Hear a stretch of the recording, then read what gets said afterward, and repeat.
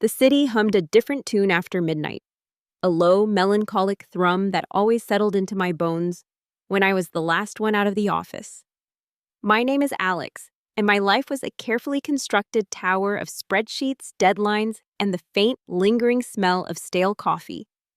Tonight was no exception. It was pushing 1 a.m., the fluorescent lights of Sterling and Finch still buzzing in my periphery as I waited at the desolate bus stop on Elm Street. A cold November wind whipped fallen leaves into a frenzied dance, and I pulled my trench coat tighter, wishing I'd splurged on that heated car service instead of being a martyr to my budget. Just as the distant rumble of the approaching bus became audible, a small, choked sob cut through the urban silence. My head snapped up.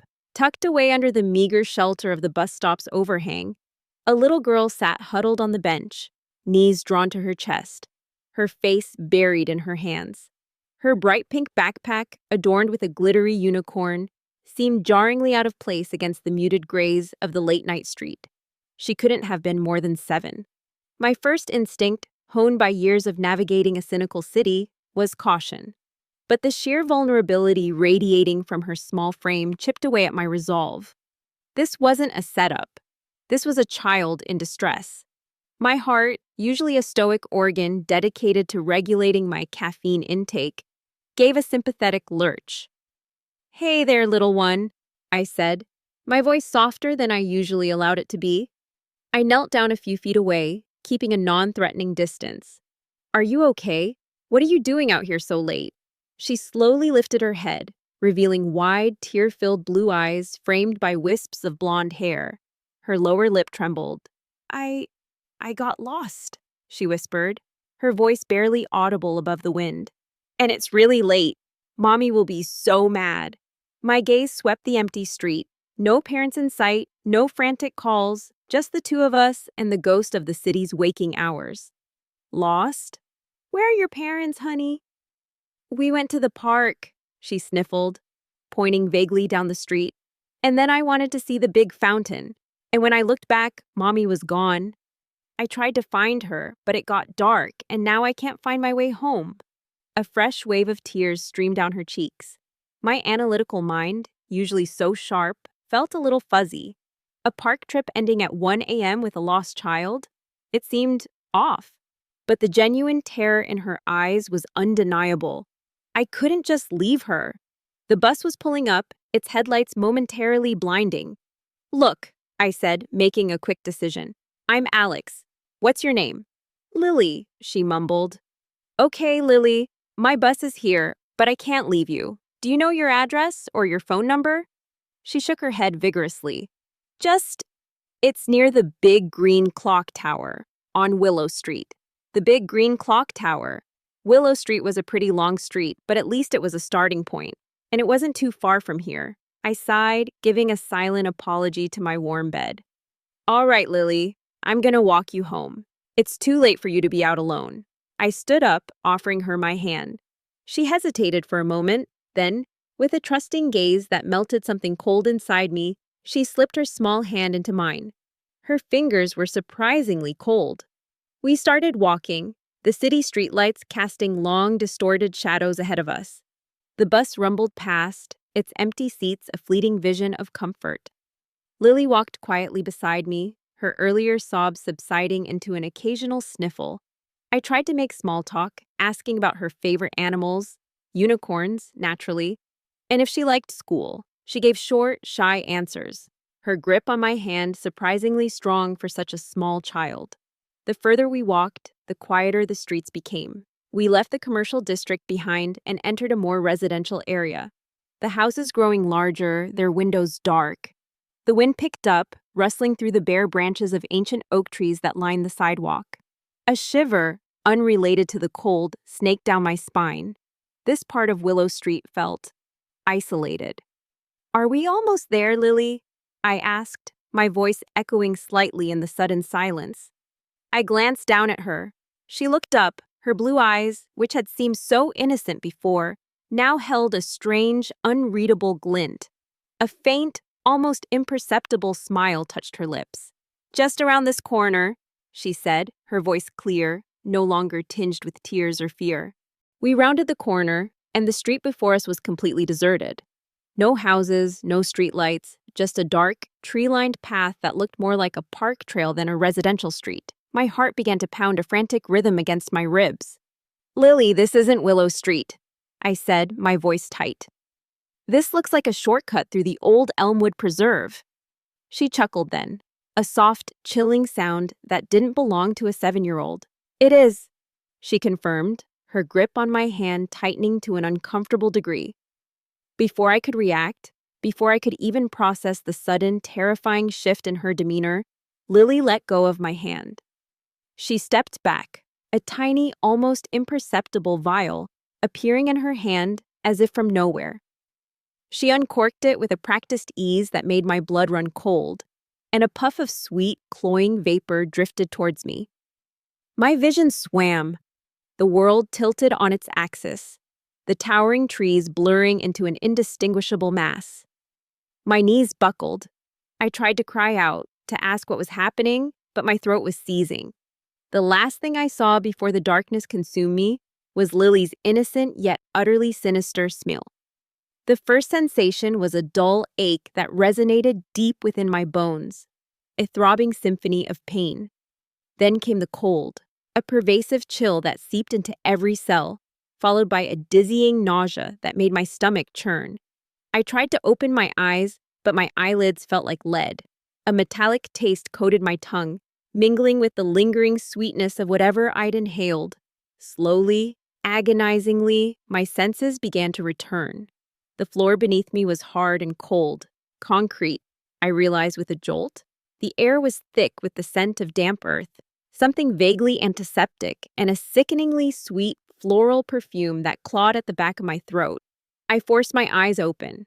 The world spun for a moment, then slowly coalesced into a blurry, dimly lit room.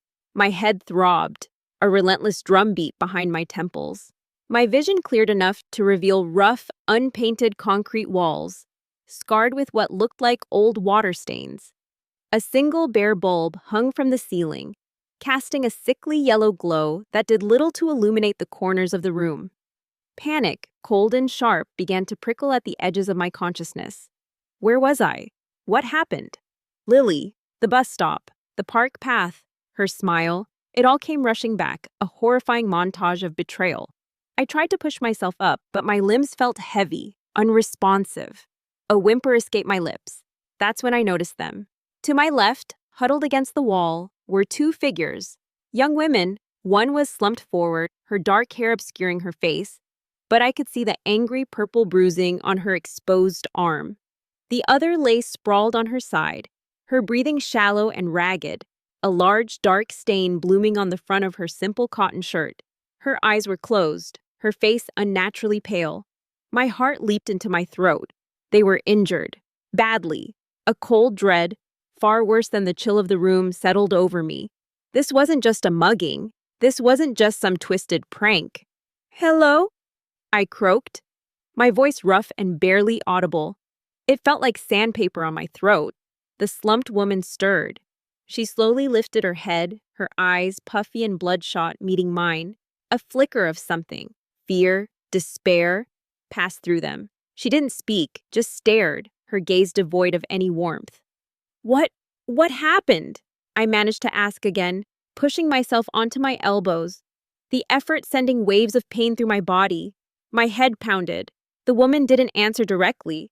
Her gaze drifted past me to the closed, heavy-looking metal door that was the only exit from the room. A shudder ran through her.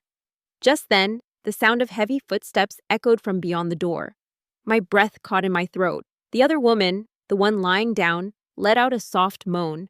The metal door creaked open, revealing a tall, burly man silhouetted against a slightly brighter, but still dim, hallway. He had a cruel smile playing on his lips, and his eyes, even in the poor light, seemed to glint with malice. Behind him, another figure, smaller and swifter, moved into view. And then I saw her. Lily. She wasn't wearing the pink unicorn backpack anymore. Her clothes were different, darker, but her blonde hair and those unnervingly blue eyes were unmistakable. She wasn't smiling this time. Her face was blank, devoid of any childlike innocence. She looked empty, a puppet, Or perhaps a predator in disguise? The burly man stepped into the room, his gaze sweeping over the three of us with a chilling indifference. Lily followed, her eyes briefly meeting mine, a flicker of something unreadable there before she averted her gaze. "Looks like our new guest is finally awake," the man rumbled, his voice low and gravelly, sending shivers down my spine. "Welcome, Alex. You've been quite the sleeper." He gestured vaguely at me with a thick, scarred hand. "And these two?" He nodded towards the injured women. "They've been giving us a little trouble. Haven't they, girls?" The slumped woman flinched. The other one moaned again. My mind raced, trying to piece together the fragments of this nightmare. What do you want?" I whispered, my voice trembling. "Who are you?" The man chuckled, a harsh, grating sound. "Who are we? We're the ones who give you a new purpose, Alex. A new life, a new way to contribute." His eyes narrowed and the cruel smile returned. "You see, out there you were just a cog in the machine. In here, you'll be something far more valuable." My stomach dropped. Every instinct screamed at me. This was it. I had been lured, trapped. This was a nightmare I couldn't wake up from. "Why?" I choked out, desperation clawing at my throat. Lily stepped forward then, her voice, when she spoke, unnaturally flat and devoid of any emotion. "Because sometimes," she said, her blue eyes fixed on some distant point beyond the concrete walls, "good people are just in the wrong place at the wrong time." The man laughed again, a booming sound that echoed in the small, grim room. "Exactly, Lily. And now, Alex, it's time for you to learn your new role." He snapped his fingers, and another figure emerged from the hallway, carrying a tray with several syringes and small, amber-colored vials. My blood ran cold.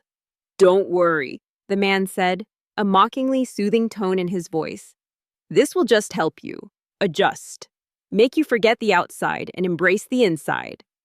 I scrambled backward, pressing myself against the cold concrete wall, my heart hammering against my ribs. "No, stay away from me!" But it was no use. My body was still weak, disoriented. The burly man moved with surprising speed, grabbing my arm in a vice-like grip. I struggled. I screamed, but he was too strong.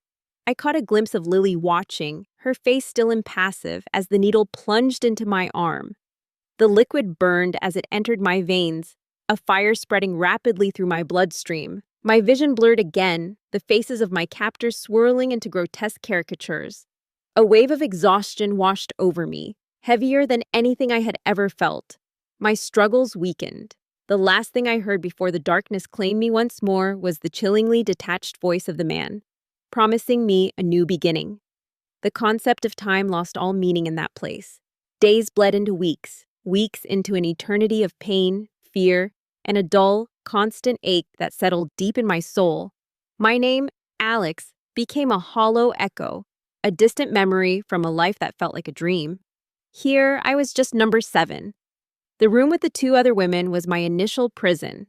Their names were Chloe and Sarah, and their stories, whispered in the brief, terrifying moments when our captors were absent, were mirrors of my own. Lured, snatched, and brought to this hellish, hidden facility. Sarah, the one who had been so badly injured, had tried to escape on the first night. They had beaten her savagely, a brutal lesson for all of us. Chloe, quieter and more resigned, had simply stared at the wall, her spirit visibly eroding with each passing day. The adjustments continued. Regular injections, always administered by a silent, masked figure, or sometimes by Lily herself, her expression as flat and cold as stone. The drugs stole my memories, blurred my sense of identity, and replaced it with a pervasive apathy, a dull compliance that horrified me even as it took hold. They called them stabilizers, but I knew they were chains, chemical shackles designed to break our will.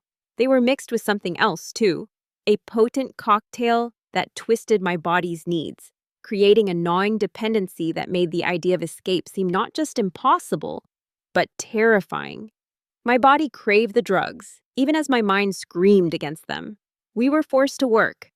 Not the spreadsheet and deadline work I knew, but something far more degrading. They had us cleaning, cooking, maintaining the hidden facility, always under constant surveillance. And then came the visitors. The facility, I slowly understood, was a meticulously organized operation. A human trafficking ring, but not one I could have ever imagined. It was sleek, almost clinical in its cruelty. They didn't just sell us, they curated us, broke us down, and then presented us as blank slates, ready to be molded into whatever their twisted clients desired. We were dressed in identical, drab uniforms, our individuality systematically stripped away. They altered our appearances, dyeing hair, applying makeup that felt like a mask, teaching us to speak in pre-approved phrases, to move with a programmed grace. The beatings were frequent, arbitrary. A wrong glance, a moment of hesitation, a tear that slipped, and the fist would come, sharp and unforgiving. The burly man, who we knew only as the handler, seemed to revel in our fear. His eyes, full of cold amusement, watched our every move, searching for any flicker of resistance. Lily, always beside him, observed everything with an unnerving detachment. It was almost as if she wasn't a child at all, but a miniature, perfectly trained enforcer. One night, Chloe tried to fight back during a session. I heard her screams, cut short by the brutal thud of a heavy object. The next morning, she was gone. No goodbyes, no trace, just an empty space where she had been. Sarah and I shared a full and terrified look. We knew what that meant. Hope, already a fragile thing, shattered completely. My days blurred into a monotonous cycle of pain, compliance, and the gnawing hunger for the next dose. The drugs made me feel numb, distant, like I was watching my own life unfold from behind a pane of thick, distorting glass. My body, once strong and capable, became a tool, used and abused, no longer feeling like my own. I would sometimes catch my reflection in a polished surface, a gaunt face, hollow eyes, a stranger staring back at me, and wonder who I was, who Alex had been. The memory of my old life, my job, my apartment, my friends, felt like fragments of a dream, constantly slipping through my fingers. The worst part wasn't just the physical abuse or the enforced degradation. It was the systematic erasure of self. They wanted to break us, yes, but more than that, they wanted to rewrite us. To make us forget who we were, to make us believe that this new, horrifying existence was our only reality. And with each passing day, with each injection, with each cruel word, I felt myself slipping further away. One evening, I was tasked with cleaning the handler's office. He wasn't there, but Lily was, sitting at his large, imposing desk, carefully sharpening a pencil. She seemed so small, so innocent, yet I knew the chilling truth. I moved quietly, scrubbing a spill from the polished floor, trying to avoid her gaze. "You know," she said suddenly, her voice cutting through the silence, no longer flat, but with a strange, almost wistful tone. "He told me you had a really good memory, said you were good with numbers." I froze, my heart giving a painful lurch. My memory, the spreadsheet tower, Alex. She looked up then, her blue eyes meeting mine. For the first time since that night at the bus stop, there was a flicker of something in them. Not malice, not coldness, but a profound, deep sadness. "It's a shame," she continued, her voice barely a whisper. "What they do to people like you, to make them forget." My breath hitched. A tremor ran through me. Was this a moment of humanity, a crack in the facade? Before I could process her words, the door burst open. The handler stood there, his eyes narrowing at the sight of us. Lily's expression immediately snapped back to its usual impassive mask. She resumed sharpening her pencil, her small fingers moving with practiced precision. "What are you doing, number 7? The handler barked, his gaze fixed on me. "Get back to your duties. And you, Lily, stop bothering the help." I quickly averted my eyes, returning to my task, my heart pounding. The moment, whatever it was, had passed. The thin veil of potential humanity had been ripped away, leaving only the chilling reality of my captivity. But her words echoed in my mind. To make them forget. They were trying to make me forget. And for a fleeting, terrifying moment, I had remembered. It was a spark, tiny and fragile, but it was there, A spark of the old Alex. The spark was quickly extinguished. The drugs were increased, the beatings became more frequent, and the memories, the precious fleeting glimpses of my past, became even harder to grasp. I was a ghost in my own body, moving through the motions, obeying commands, my mind a hazy, fragmented landscape. I tried to fight it sometimes. A flicker of defiance, a momentary refusal to obey, would result in immediate, brutal punishment. The pain became a constant companion, a dull background hum to my existence. My body was a roadmap of bruises, cuts, and the phantom aches of broken promises. The days stretched into an endless gray continuum. I no longer knew the date, the time, or even the season. The outside world was a myth, a tale from a forgotten book. My world was the concrete walls, the flickering yellow bulb, the smell of fear and antiseptic, and the never-ending parade of those who sought to exploit us. Sarah, the other remaining woman from my initial capture, had become a shadow. Her spirit was entirely broken. She rarely spoke, her eyes vacant, her movements slow and mechanical. We were like two broken dolls, existing side by side in the shared hell. One night, the cold in the room seemed particularly biting. I was lying on my thin mattress, staring blankly at the ceiling, my body aching, my mind a desolate wasteland. The latest injection had made me feel particularly heavy, my thoughts sluggish and confused. Suddenly, Sarah stirred beside me. She sat up, her movements unusually deliberate. I watched her, my brain struggling to process. She turned to me. Her eyes, though still distant, held a new, unsettling clarity. "Alex," she whispered, her voice raspy, barely audible. It was the first time she had used my real name in months. "Do you remember the bus stop?" A jolt, like a small electric shock, went through me. The bus stop, Lily, the cold wind, the memory, though faint and painful, was there. "Yes," I breathed, surprised I could even form the word. "Good," she said, a faint, almost imperceptible smile touching her lips. "Don't forget. Don't let them win." Before I could ask her what she meant, before I could question the sudden terrifying lucidity in her eyes, a heavy cough racked her body. She gasped for air, clutching her chest. Her breath became shallow, ragged. A tremor ran through her. I reached out, my hand instinctively grasping hers. Her skin was icy cold. "Sarah?" I whispered, a fresh wave of terror washing over me. Her eyes, still holding that strange clarity, fixed on mine. A single tear tracked a path down her pale cheek. "Remember, Alex," she gasped, her voice fading. "Remember." And then, with a final shuddering breath, her eyes glazed over, becoming still and lifeless. Her hand, cold and limp, slipped from mine. She was gone, just like Chloe, just like so many others who had vanished from this living tomb. A primal scream built in my chest, but it was trapped, strangled by the drugs, by the years of suppressed terror.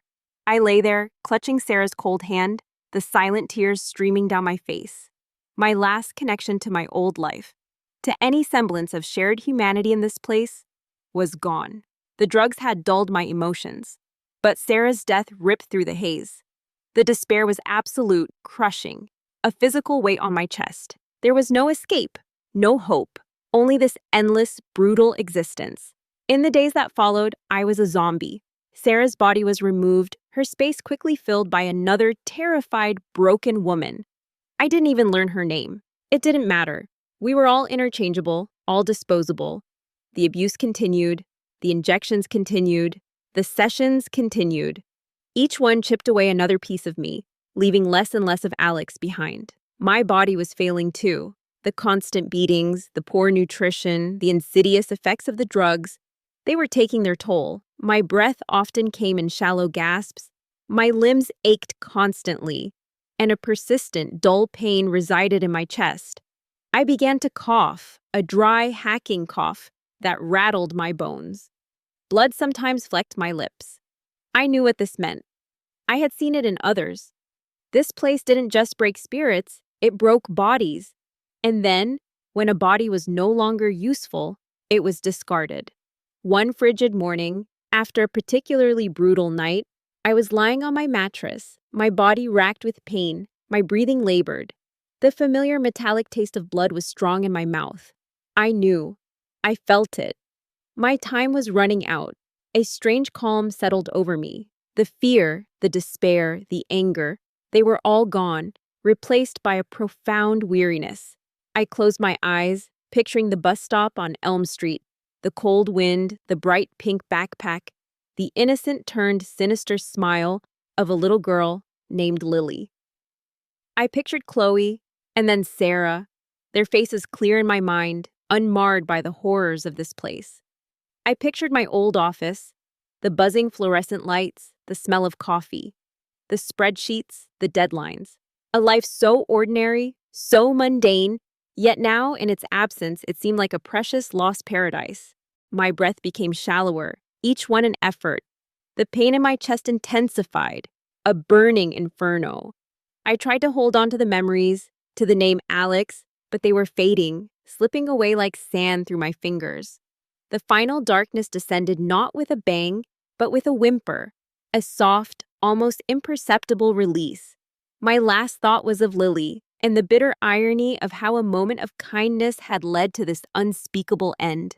I died there, in that cold, concrete room, another nameless victim in a world that would never know my story, my screams lost in the silent hum of the city.